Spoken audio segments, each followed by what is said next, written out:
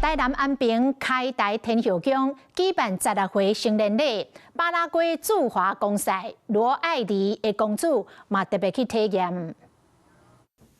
台南市一日一摆做16回成年礼，伫安平开台天后宫隆重举行，市长黄伟哲亲身出席，并且期勉这少年人以乐观的态度勇敢启程。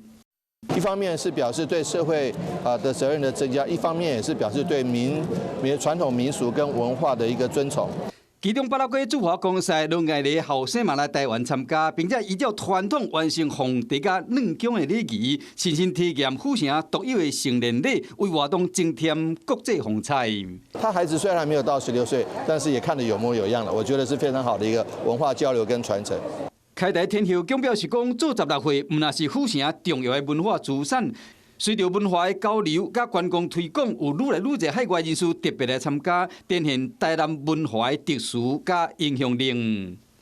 Hello， 我是蒋欣梅。想要抢先掌握最及时的新闻资讯吗？赶快订阅、按赞、开启小铃铛，锁定华视新闻 YouTube 频道。